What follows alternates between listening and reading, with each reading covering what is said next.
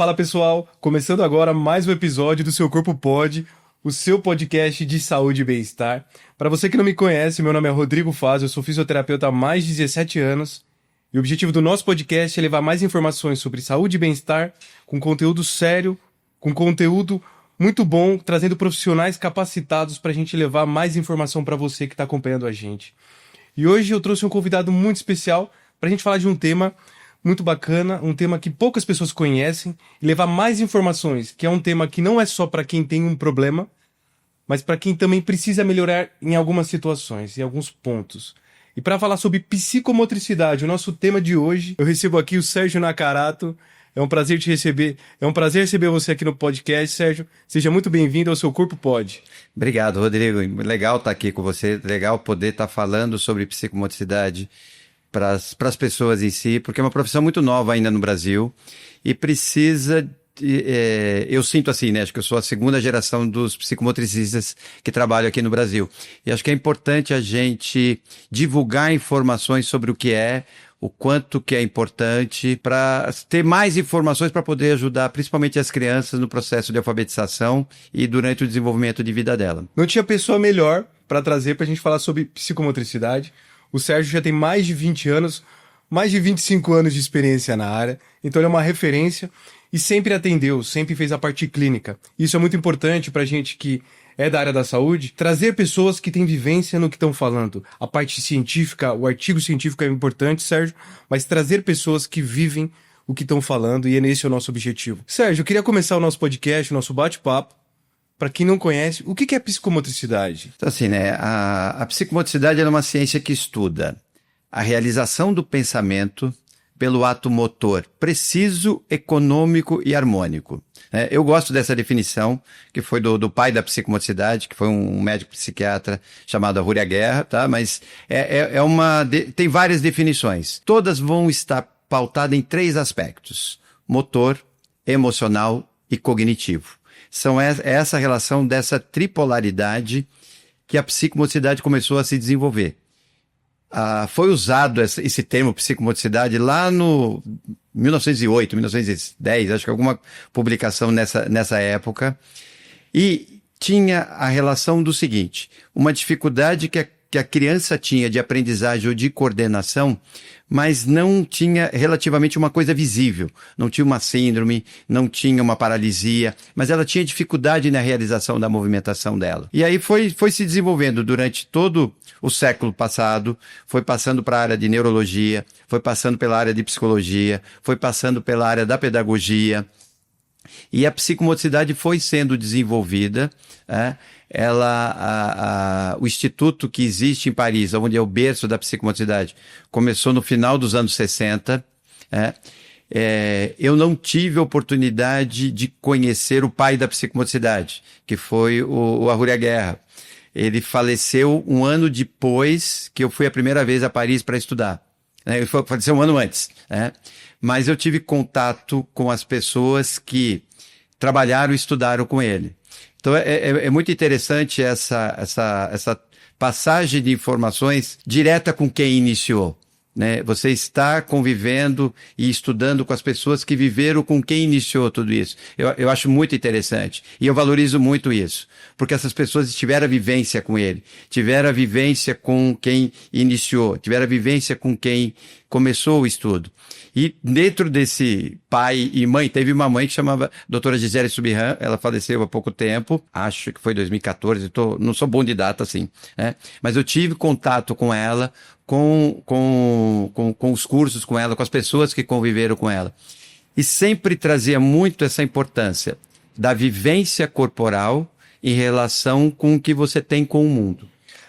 Vou aproveitando que a gente está falando com quem bebeu na fonte e ainda bebe na fonte. Você falou um termo que não é da área da saúde, às vezes não tem essa capacidade de entender, ou para deixar mais simples, quando a gente fala da parte motora, do lado motor, a gente está falando de movimento. Sim. Correto? Confirma isso para mim, porque eu acho que é importante deixar bem claro isso. Em psicomotricidade, quando a gente fala uma questão motora, a gente não separa de uma questão emocional e de uma questão mental. Tá tudo meio que junto. Não tem um movimento por si só. A questão motor é aquilo que a gente vê. mas a gente estuda o que está por trás de tudo isso. Então, quando a gente fala de uma questão... E aí a gente foi dividindo todos esses pedaços da psicomotricidade. Então, aí vai dividindo em 7 fatores psicomotores. Então, para você... Eu tive a experiência de trabalho educacional. A minha formação no Brasil foi educação física. Eu tive experiência e eu fiz a faculdade de educação física. E durante a faculdade de educação física, eu já tinha contato com cursos de psicomotricidade. Durante a minha graduação, eu acabei em 88 a educação física. Em 88 eu participei de um congresso latino-americano e brasileiro, que foi aqui em São Paulo, onde eu tive contato com as pessoas que iniciaram a psicomotricidade. E a partir disso, eu minha formação em educação física, e eu fui estudando a psicomotricidade. Então, eu tive uma vivência em escolas, com crianças, desde berçário até ensino fundamental 2. E eu também tive uma experiência de curso de pós-graduação, de educação física escolar, com a matéria psicomotricidade, com a matéria atividade física para bebês e creche, e com a relação de leitura e corpo, e a relação com leitura e escrita, que são 3 fatores desse processo. Então, quando a gente fala em psicomotricidade, não é exclusivamente uma questão motora, mas tudo que está por trás desse processo de um movimento humano. Mas você pode falar que o motor vai ser o que vai mostrar para o pai, para o educador. Então, o motor é o que vai sempre ser observado para a gente. Se a gente for trazer um neurologista, o que ele vai ver que está acontecendo? Não funciona. Fazendo uma analogia um pouco mais grosseira. Uma ação de uma pessoa que não é adequada vai ser estudado talvez pela psiquiatria, vai ser talvez estudado pela psicologia.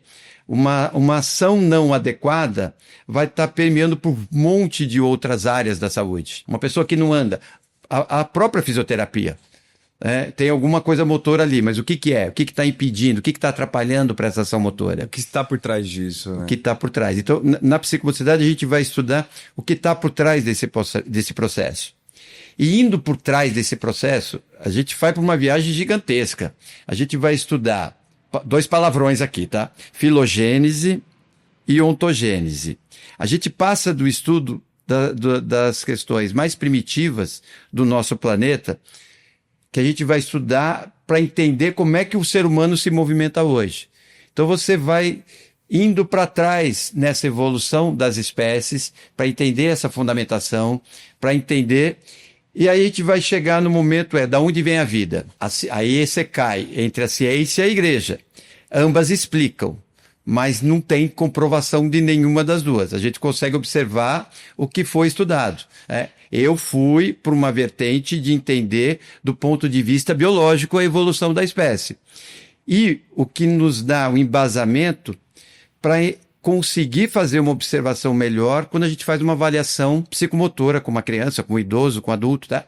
Para entender a psicomotricidade, dá para trabalhar desde bebê até o idoso, que a gente tem a gerontopsicomotricidade. Porque não necessariamente o idoso, ele tem alguma condição que precisa trabalhar com a psicomotricidade por conta do seu crescimento quando era jovem, ou alguma alteração do processo de envelhecimento faz com que precise ter uma intervenção da psicomotricidade. Então, assim, a gente nasce, a gente vai desenvolver, vai crescer do ponto de vista biológico, motor, cognitivo, tal, tudo isso, emocional, tal, e a gente vai se manter um tempo. E depois a gente vai ter um declínio, que é o próprio envelhecimento. A gerontopsicomotricidade ajuda a amenizar o envelhecimento ou ter um envelhecimento com um pouco mais de qualidade de vida. Eu posso falar porque eu já estou nesse processo. Quase. Eu me uso nesse processo. E você vai tendo uma perda que é normal do envelhecimento. Que é o parte do processo da nossa vida. Só que para entender a perda, você tem que entender o que começou, para depois você saber o que perdeu. Se você não entende o início, você não vai entender o que está acontecendo para trás. E aí que a gente passa por todo esse processo de estudar desde da fecundação do feto, como que se processa o desenvolvimento biológico dentro do útero, a questão neuromotora, neurodesenvolvimento, como se desenvolve o cérebro, como depois vai se desenvolver a movimentação após o nascimento. Todas aquelas etapas do engatinhar até andar. Então passa antes disso. Vem do rolar, vem do rastejar, vem do engatinhar, vem depois do sentar e depois de ficar na postura bípede. Que a gente chama de estímulos básicos, né? E o quanto que é importante a criança ser estimulada nesse processo de vida. Por quê? Se ela não é estimulada, ela não vai desenvolver. Mas também não adianta estimular além do que ela pode, porque ela não tem uma condição motora para realizar a ação que ela não tem competência. Então não existe hiperestimular, você não vai ter não quer dizer que você vai ter um ganho. Na verdade, eu acho que eu prefiro usar um termo assim, a gente não atrapalhar o desenvolvimento da criança. Se a gente não atrapalhar, já está bom. Acompanhar e dar direcionamento naquilo que ela tem que fazer. E o que eu sinto que vem acontecendo na vida? Com a tecnologia, cada vez mais as crianças estão fazendo menos movimento. Ela pode ter uma condição de ter mais informação, que isso tem hoje, que é absurdo, mas não quer dizer que ela tendo a informação, quando eu falo de informação do que ela leu, do que ela viu, não quer dizer que aquilo vai ser refletido em atividade motora também nessa mesma proporção. Na verdade, eu vejo hoje as crianças com menos experiência motora trazendo alguns prejuízos para o desenvolvimento dela, podendo trazer alguns prejuízos. Que não é uma regra, mas provavelmente pode influenciar na vida adulta dela, na adolescência. Sim, e nisso que a gente parte de entender todo esse desenvolvimento neuromotor da criança, principalmente na questão da locomoção, porque ela só vai andar se ela estiver no chão. Ela precisa do chão para estar ganhando da gravidade para ficar em pé. É uma questão neurológica que a gente nasceu para ficar em pé. Só que eu preciso ser colocado em situação dessa forma. Então, se eu deixo de dar estímulo para a criança, eu deixo de ajudar o desenvolvimento dela do ponto de vista psicomotor. Iriam faltar situações ou vivências nesse repertório dessa criança, né? Sim. E o que vai ficando mais visível? Quando pequeno, às vezes os pais não têm possibilidade de comparação, não tem como comparar, não tem uma certa referência desse funcionamento. Então, quem vai ajudando essas referências são as escolas. As escolas que vão estar ajudando as famílias nesse processo.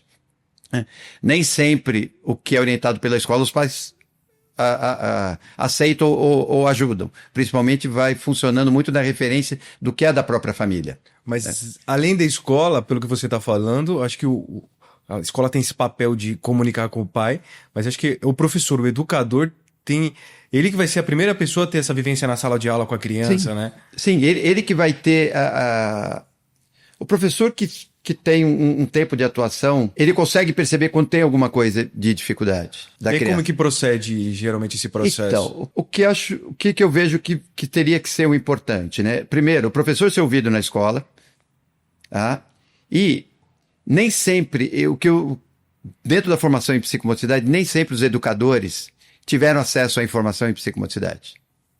Tá? Raras as outras áreas que não seja a psicomotricidade que tiveram ação para isso. Não tem esse tipo de informação. Mas o que observa é que tem alguma coisa diferente do que está acontecendo no processo, é importante que a escola, que os professores comuniquem a coordenação tal, para que vá buscar o que é que pode estar acontecendo com a criança. São coisas simples, desde o andar, desde o comportamento dela, como tá brincando, tá correndo, tá saltando, como que é o desenvolvimento dela corporal, não em busca de uma performance, mas em busca de coisas que são possíveis para a criança naquela idade. Então o ensino infantil, esse período aí de 0 a 6 anos, é muito importante para a criança. É muito importante para a criança ter uma vivência motora, não sei se seria o termo adequado, mas ter uma vivência motora do que ela necessita. E a ideia é, quanto mais oportunidade motora essa criança tiver, melhor vai ampliar a rede neural dela de funcionamento. A gente vai fazer uma base boa de movimento, de base neural, né? E a base psicomotora, aí vão passar por fatores psicomotores. Que não é só físico. Que não é só físico. Tem outras questões que envolvem de como eu vou receber a informação do mundo e como eu vou interpretar. Então, assim, a gente passa por 7 fatores psicomotores em psicomotricidade. Um deles é a questão da tonicidade. que é diferente do que fala-se de tônus em fisioterapia e em neurologia.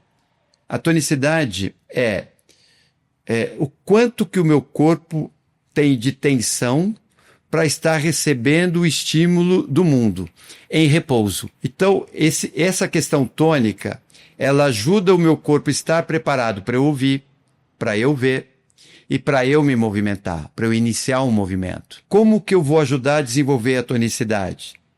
A criança, quando ela nasceu, ela não ganha da gravidade.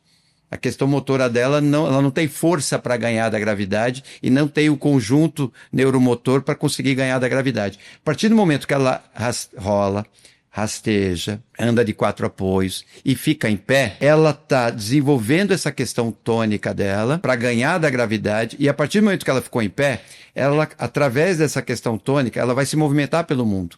O andar, eu dependo dessa questão tônica. O apanhar alguma coisa com a mão, que faz parte da vida da criança, ela vai experimentar vivendo com a sensação manual. A mão, ela é uma extensão dos nossos olhos. Então, ela vai depender desse processo. Então, essa questão tônica, ela vai garantir que esse corpo tenha base para realizar essas ações. E a questão tônica também está relacionada com a afetividade, com o emocional. A criança com medo, ela trava.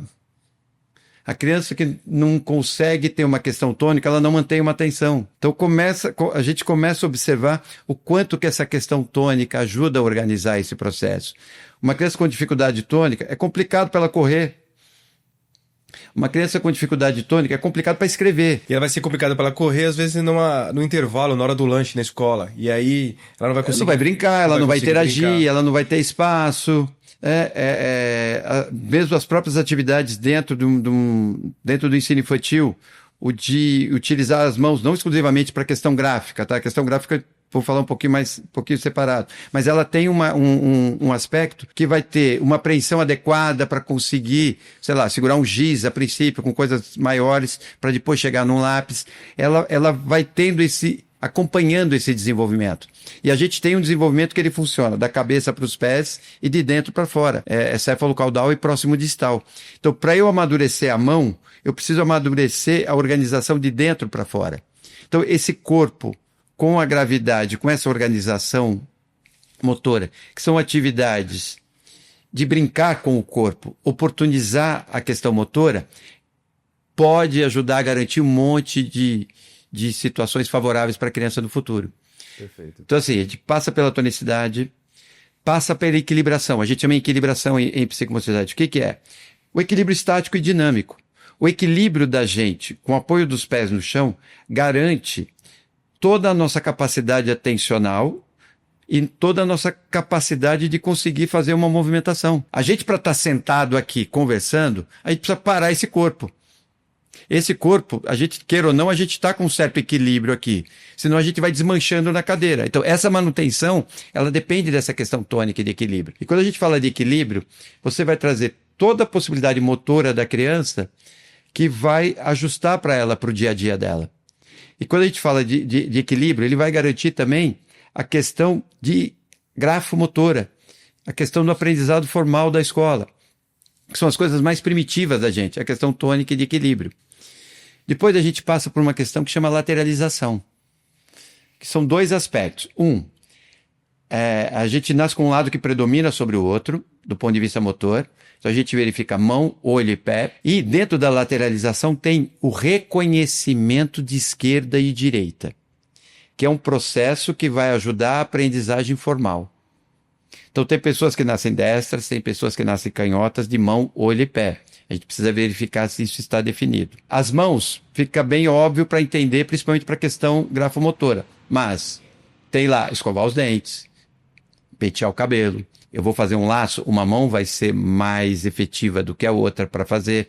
Uma mão vai servir de apoio. A questão dos pés.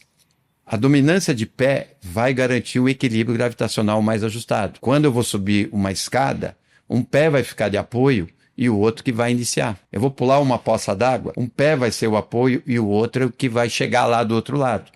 E o corpo da gente vê tudo isso.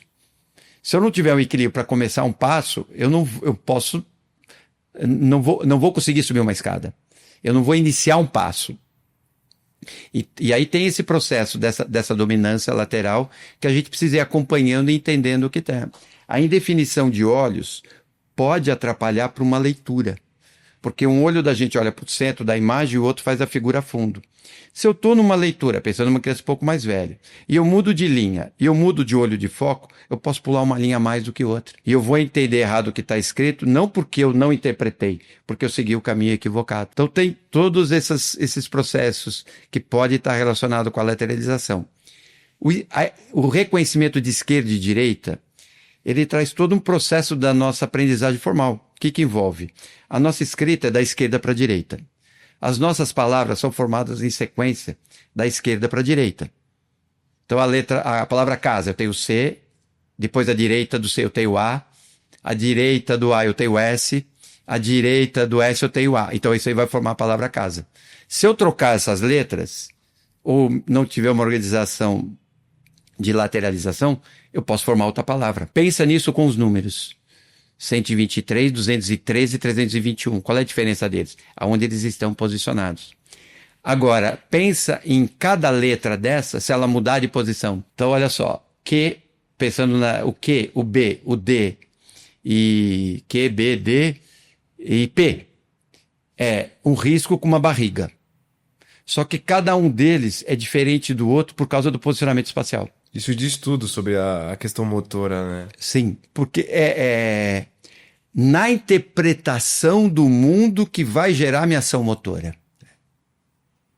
Perfeito. Eu tenho que pegar o ônibus 123, passou o 321. Não é a questão motora que eu interpretei errado, peguei o ônibus pro lado errado. Tá tudo conectado, o corpo é uma coisa só, né? Então, isso que é a psicomotricidade. Não é uma relação só motora, não é uma relação só cognitiva, porque eu posso interpretar certo. É aquele ônibus, mas eu tenho que ter ação para entrar. Eu tenho que chamar o ônibus, eu tenho que parar, eu tenho que me locomover, eu tenho que me segurar para subir. Então, essa relação que a gente vive com a psicomotricidade. Você estava falando de lateralização, eu lembrei, quando eu me formei na faculdade, eu fiz uma pós-graduação em São Bernardo, na Metodistas, eu ficava com basquete. Era o cadete, sub-17. Me marcou muito, porque tinha um menino que ele era pivô, o cara mais alto do time, né? E ele não conseguia correr de costas. Ele tinha uma dificuldade absurda. Ele corria de costas, mas era diferente. E aí, você explicando desse jeito, fica fácil da gente entender que faltou alguma coisa naquele processo, provavelmente, e foi passando, né? Se ele passou por alguns times, outros profissionais deixaram aquilo passar. E isso poderia ter sido melhorado para melhorar o jogo dele, porque quando tinha um contra-ataque, ele tinha que correr de costas. Na hora do ataque, iria bem. Só que no contra-ataque, ele corria de costas para tentar fazer a defesa. E nunca que conseguia fazer a defesa, porque ele era fácil de driblar ele, o oponente. Então, acho que esse é só um exemplo, mas você falando do ônibus, quem tá acompanhando a gente deve conhecer alguém que às vezes reclama, putz, eu tenho uma dificuldade. E às vezes não é o que você falou, não é uma questão clínica, você não tem uma patologia, mas você precisou passar ou precisa passar por um estímulo para melhorar isso. Que aí entra a psicomotricidade. Ela é uma forma, uma ferramenta, resumidamente, de ajudar, não só no aspecto físico, mas no entendimento do físico, do cérebro, corpo, sua visão. Ela é muito complexa, isso é muito bacana. E tem muito isso. Por exemplo, se ele não teve experiência de equilíbrio, né, você trazendo do seu amigo aí, provavelmente a questão de equilíbrio e deslocamento dele foi pouco trabalhando. E acho que é isso que a gente tem que buscar, ampliar a possibilidade motora da criança.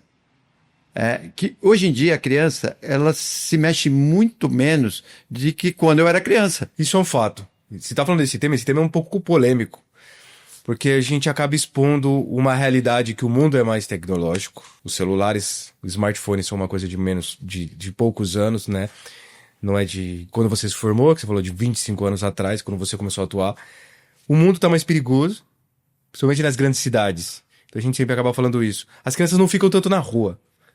Eu ainda vou fazer 40 anos, joguei taco na rua, andei de bicicleta na Marginal Tietê e Pinheiros. Hoje a gente já não faz isso por segurança, trânsito, são vários fatores. A cidade vem crescendo cada vez mais, é só prédio. Então fica mais difícil. Às vezes não é que o pai não quer, não tem estímulos. Quem não tem acesso a um clube para ter acesso ao esporte ou na escola, fica mais restrito. Então, tem isso, tem alguns pais que é muito mais fácil você do que educar. Eu, como pai, sei, realmente é muito difícil. Às vezes você tá cansado, o teu filho quer uma tela, precisa da tela para você fazer alguma coisa. Só que meia hora aqui, 40 minutos lá, mais um tempo que você deixa de fazer atividade, pode ter um preço. E você, como psicomotricista, como é que enxerga isso? Como é que... Porque entre o cenário ideal e o cenário perfeito, tem uma diferença ali, a realidade de um dia a dia. Como é que a gente consegue dar esse estímulo para a criança? Eu acho que é assim, acho que os pais têm que entender e buscar uma possibilidade de atividade motora para a criança. Também não é encher ela de atividade, mas entender que a ação motora é base do desenvolvimento e da evolução da criança. A gente vive hoje numa cidade, uma cidade grande. A possibilidade de movimentação de criança está cada vez menor em cidade grande. E isso independente da classe social. Sim. Porque antigamente falava, o pessoal da periferia, mas está mais restrito. Não fica na rua. Não fica na rua. Não é questão de rua, né? Não tem possibilidade de atividade corporal no espaço. É que quando a gente fala rua, porque é futebol, sim. taco, pega na rua, só que aí tem mais trânsito, hoje tem muito mais moto do que tinha. Então, você tem esse receio, e isso reflete diretamente. Sim, eu vejo assim, a demanda de dificuldades psicomotoras, ela vem aumentando com os anos. Aproveitando esse tema, isso não significa que está cada vez mais difícil a criança se desenvolver, trabalhar suas habilidades físicas, motoras. Não significa que eu vou colocar meu filho no futebol, no jiu-jitsu, no judô, que eu vou estar resolvendo esse problema. Não, precisa olhar um pouco mais amplo. Tá? Porque é isso, precisa entender desse desenvolvimento global, como está acontecendo. Porque às vezes entende que o esporte vai resolver as coisas. Esporte é esporte. Né? Não é porque você está fazendo atividade física que você está com enfoque em psicomotricidade. Porque quando a gente fala em psicomotricidade, a gente não olha só esporte, a gente não olha só a escola, a educação, a gente olha toda a possibilidade motora que existe na vida.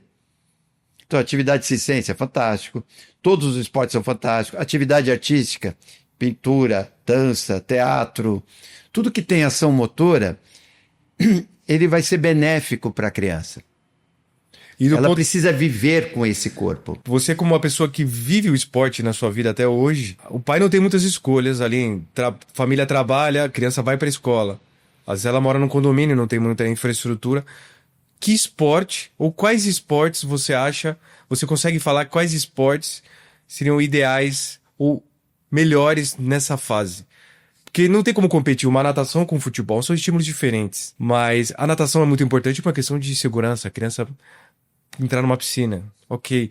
Mas lutas, cada esporte tem uma característica e tem seu benefício. Mas você acha que sim, teria algum esporte que predomina nessa lista para poder falar assim, já que você não consegue fazer tudo, o que você conseguiria fazer? O que eu vejo, primeiro, a questão motora, ela tem que ter uma base na escola. A escola que tem que dar essa base motora. E quando a gente está falando de ensino infantil, não é exclusivamente com a educação física. Todo o processo de ensino infantil ele tem que ser baseado em ação com essa criança. Então ali, e não dá para falar de esporte de criança pequena, dá para falar de atividade física. Isso não é criança pequena, mas uma criança maior. Que idade, mais ou menos? A partir de 8, 9 anos. Ainda sim, tem que ser a base da escola. Tem que ser a escola. E o que eu entendo, que eu acho que fica melhor, a criança experimentar. Porque tem criança que gosta de piscina. A vivência. Tem criança que gosta de estar na piscina, mas não quer fazer aula de natação, mas ela gosta de estar na água. E tem que ser respeitado isso também. Acho que tem que entender o que vai trazer uma coisa de prazer para a criança, não ficar preso exclusivamente a esporte. Esporte é competitivo. Nem todo mundo quer competir e precisa competir. Tem tanta atividade corporal hoje, com possibilidade que não tem a ver com competição, que é favorável para a criança. Para mim, não vejo que tenha um ou outro. Atividade corporal com essa criança, ela precisa ser estimulada. E o que acontece hoje? A gente vive numa sociedade que cada vez mais, fora de um contexto educacional, a criança se movimenta menos.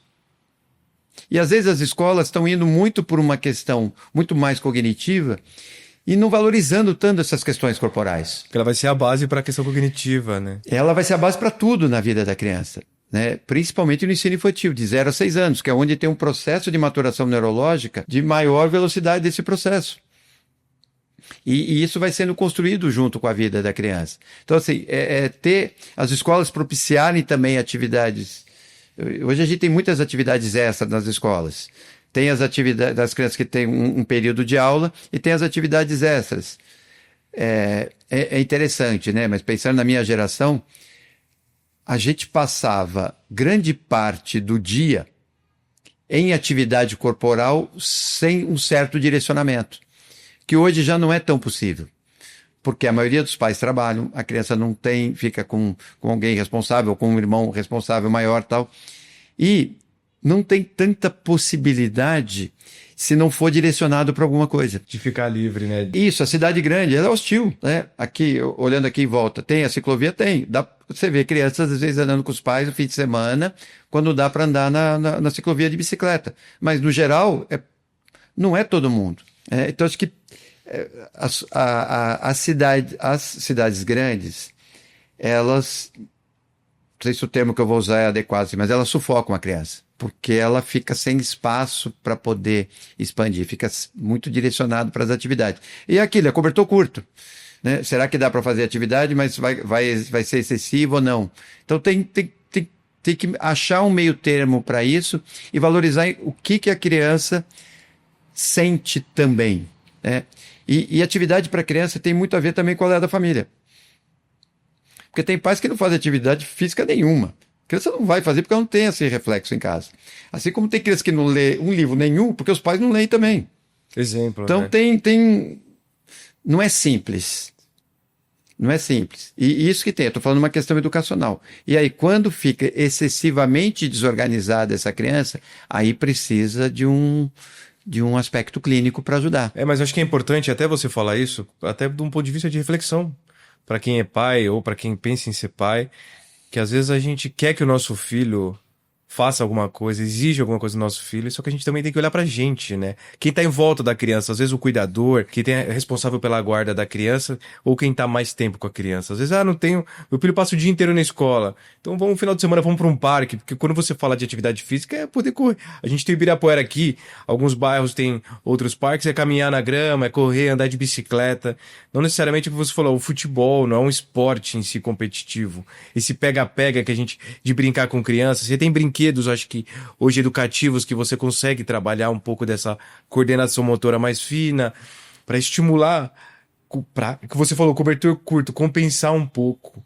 Porque a vida de adulto é essa, não tem como a gente também romantizar um cenário perfeito, não é a realidade do nosso país. Então a gente tem que tentar trazer mais informação para as pessoas falar, putz, quem sabe, o que eu posso fazer para estimular meu filho? Para um parque, tem parque que tem parquinho para brincar, ou um gramado para ele correr, pega uma bola e vou jogar bola. Acho que o principal talvez é entender o seguinte: o que ajuda o desenvolvimento da criança e do ser humano é a ação motora, é a atividade física. Mesmo quando você olha desde de estímulo com bebezinho, né, que dá para se fazer uma atividade em psicomotricidade com bebês, em que você vai estimular todo esse processo de locomoção. E com o idoso, você também vai trazer atividade motora junto com a questão cognitiva para amenizar esse processo de envelhecimento. E aí a gente tem um aspecto da psicomotricidade que é bem interessante, que a gente chama de noção de corpo. Tem imagem corporal, noção corporal, né? Mas trata sempre de como eu me vejo corporalmente, quanto que eu percebo o meu corpo para eu me utilizar melhor no meu dia a dia. E aí entra para um monte de áreas, né? Talvez deve chegar aqui, onde que dói? É aqui, mas a dor não está aqui, pode estar em outro lugar. Ou a causa da dor não é aí, né? E não percebe de onde vem a dor. Ou não percebe nem como se machucou. E é direto isso com criança. Eu vivi muitos anos dentro de escola. Cai, sangra, seca, e a criança nem sabe quando que ela caiu, quando que foi. Ela não percebeu que o corpo dela se machucou. E quando a gente sai de percepção de corpo, é uma amplitude gigantesca, porque a percepção de corpo, né? A pessoa pode trombar com a outra sem perceber que o corpo dela não ia passar naquele lugar. Ela pode... As trombadas em si passam por um processo de noção de corpo. E é totalmente inconsciente, né? Ela Não, acha que vai não conseguir perceber isso, não perceptivo. Não perceptível. Não perceptível. Ela olha, ela acha que dá para passar, na hora que ela vai lá, não passa. Dirigindo o carro. Vai dar certo. Não vai. Bateu. O que tem a ver a batida de um carro? O carro é uma extensão desse corpo. E eu tenho que imaginar onde é que está esse corpo. Só que eu estou do lado esquerdo do carro, aqui onde a gente dirige. E eu tenho que imaginar que eu tenho um lado direito maior que o esquerdo. E eu tenho que imaginar que ele é mais comprido, ele é mais largo. Como que eu vou trazer essa relação do meu corpo com aquilo que eu estou utilizando? Imagine isso direto com o próprio corpo. Então, e aí, onde que vai desenvolver isso? Brincando de pega-pega. Brincando com o corpo, com os lugares onde que eu vou estar passando, o que eu vou estar vivendo. E o principal da noção de corpo eu posso ver uma ação e copiar. Eu posso ouvir uma ação, interpretar e copiar. Mas o principal que vai trazer a noção depois de ser feito, se perguntar como é que eu fiz isso? Como é que eu passei por isso? Como que eu resolvi isso? O que eu fiz com o meu corpo nessa ação? A gente agora aqui está sentado. A gente está pensando no que está acontecendo com o nosso corpo. Mas agora que talvez a gente está conversando, fala, estou encostando essa parte das costas. Estou encostando essa parte do meu bumbum na cadeira aqui. Meu pé está desse jeito. Todos esses pensamentos que a gente trouxe em relação ao nosso corpo vai nos dando consciência. Além disso, tem a questão da consciência corporal e tem da representação mental que você faz do corpo, que a gente observa através da figura humana. Que não tem a ver com uma questão em psicologia, mas como que essa criança ou essa pessoa tem a imagem de si. Isso nos ajuda a trazer um processo de entendimento de como essa pessoa utiliza o próprio corpo. Então, essa questão da noção de corpo, ela é um dos carros-chefes da psicomotricidade. E você acabou de falar da psicologia, e na psicomotricidade, como ela é muito ampla, você, em teoria, a gente que é da área da saúde faz sempre um trabalho multidisciplinar. E quais são as áreas que um psicomotricista trabalha mais ou tem mais relação por conta da dinâmica do dia a dia, as outras profissões? Além, você falou criança, pediatra, provavelmente. Acho que assim, psiquiatras, pediatras, psicólogos, fonoaudiólogos, fisioterapia e TO conversa-se pouco, mas tem o que se conversar dependendo do profissional e do caso de cada criança. E principalmente quando está muito relacionado com as questões escolares, a própria escola em si, né? Professores, pedagogos, coordenadores. Então são esses profissionais que a gente dialoga. Porque, pensando em fonoaudiologia, né? Que trata de linguagem e da questão falada, está relacionado com o corpo. Porque tá tudo relacionado com o corpo. Não tem como separar, né? Isso é muito bacana porque um fisioterapeuta também olha, eu teria que olhar o corpo assim, né? Eu não consigo, vou tratar um braço. Para eu tratar um braço, eu vou tratar a escápula. Eu vou olhar uma cervical. Tem uma relação da pelve. Então tá tudo relacionado, porque o corpo é uma unidade só. Acho que essa questão da psicomotricidade, ela traz uma possibilidade de ter uma visão uma visão ampla, mas tudo bem, você tem a visão ampla, mas você precisa ser assertivo naquilo que você vai trabalhar, principalmente do ponto de vista clínico. Perfeito. Porque assim, tem um outro aspecto que é a noção de espaço e tempo. Espaço e tempo a gente estuda separado por questão de estudo, mas eles estão relacionados um com o outro. Eu consigo separar isso. Porque uma ação, ela vai acontecer dentro de um espaço e dentro de um tempo. E a noção de espaço-tempo dá o entendimento de lógica, que vai dar base para a matemática. A noção de espaço e tempo vai dar o entendimento de uma interpretação de um texto, que tem começo, meio e fim. A ciência, né, pensando no que ocorre de fenômenos, você tem uma sequência do que ocorre desses fenômenos. Então eu dependo de entendimento de espaço e tempo. O movimento de escrever está dentro de um espaço e tempo. O meu corpo está dentro de um espaço e tempo, com toda a ação que a gente faz. Atravessar uma rua. Só que é dentro do espaço-tempo que eu preciso ter a consciência do corpo. que vão depender de todos esses fatores anteriores. Então, a gente olha a coordenação global, o movimento coordenado, quando ele ocorre tudo bem, está tudo em ordem.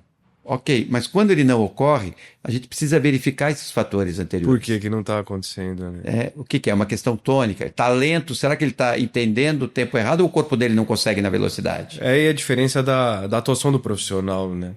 Se ele não consegue, o simples atravessar a rua. Ele não consegue. Pode ser o equilíbrio? Pode. Ele precisa se equilibrar e cada passo ele precisa se equilibrar. Não vai dar tempo para o farol que fecha rapidinho. Ou será que ele não está percebendo o que ele está vendo? Então tem tanta coisa. A gente tem que olhar e entender o porquê que não está acontecendo quando a gente olha numa questão clínica. Sérgio, nosso papo está muito bom, mas ele está chegando perto do fim. Antes de você deixar uma dica para o pessoal que está acompanhando a gente sobre a psicomotricidade, eu acabei não te perguntando, eu queria saber se teve algum motivo por que você foi trabalhar com isso, se você conheceu e se apaixonou, como é que foi a sua... o que te conectou com a psicomotricidade? Então, quando eu estava na graduação, eu conheci uma psicomotricista que ela me levou para um instituto chamado GAI, Instituto Superior de Psicomotricidade e Educação. E aí eu fui conhecer a psicomotricidade através do GAI. E eu me encantei com essa teoria, com essa ciência. E o que me chamava muita atenção é o seguinte: o que é que está passando na cabeça dessa criança? E hoje eu me vejo assim, o meu trabalho é onde eu estou. Atuando direto com criança. Entendo o que precisa ter a pessoa que faz a pesquisa, a pessoa que traz a pesquisa e para a gente poder atuar. Mas eu, pessoalmente, o meu trabalho é clínico e é direto com criança. E assim, o que eu posso sugerir para os pais, né? Observar o seu filho. Acho que assim, os pais, eles sabem quando os filhos têm dificuldade. Pode ser que não aceite, pode ser que não queira, mas os pais sempre sabem. A mãe sempre sabe. Com certeza. Mas acho que é interessante é o seguinte: se vai observando algumas dificuldades, sentiu que precisa de ajuda, buscar a ajuda de um profissional. Acho que primeiro com a escola, que a escola pode ajudar a trazer informação. Esse feedback da professora, perguntar para a professora, né? Esse entendimento junto com a escola também é interessante, porque a criança, às vezes, em casa é uma coisa e fora é outra. Precisa entender como é que é a vida lá fora. Na minha experiência, quando que você vai conhecer seu filho? Quando ele está em outro lugar e você vai ver como ele se comporta. Não quando você está com ele. Não quando você... É totalmente diferente isso. Então, assim, é a minha experiência mesmo, que eu vejo disso. Não é quando está em casa. Mas a experiência como pai eu também afirmo e concordo. Porque assim, em casa ele não vai fazer o que você quer e tal, mas quando ele está em outro lugar... Ele vai entender isso também, não só em casa, mas entender como é que é esse funcionamento. E observar isso com a criança. Observar se ela apresenta alguma dificuldade do que vai acontecendo. E acho que essas informações, principalmente de escola, acho que ajudam para as famílias nesse entendimento. Não é todo mundo levar para uma clínica para fazer uma avaliação. Não é só avaliar por avaliar. O que está acontecendo? Entender um pouco mais dessa dificuldade. Não sei se eu ajudei Ajudou bastante. nesse processo aí. Não só nesse processo, como explicou e ensinou a gente, falou bastante sobre a psicomotricidade, então queria te agradecer, foi um prazer te receber aqui. Muito obrigado. E tenho certeza que quem está acompanhando a gente conseguiu absorver bastante do que você passou. E quem está em casa, que ainda não segue a gente, começa a seguir a gente no nosso canal aqui no YouTube, compartilha esse vídeo com alguém. Sérgio, mais uma vez, muito obrigado, é um prazer. E quem sabe a gente bate um papo mais uma vez sobre outros temas, como até o TEA, Síndrome de Down, como a psicomotricidade, a gente já deixa um convite, pode ajudar em outros fatores, em outras condições. Ok, estou aqui à disposição de vocês. Obrigado, Sérgio. Um abraço. Valeu, Sérgio.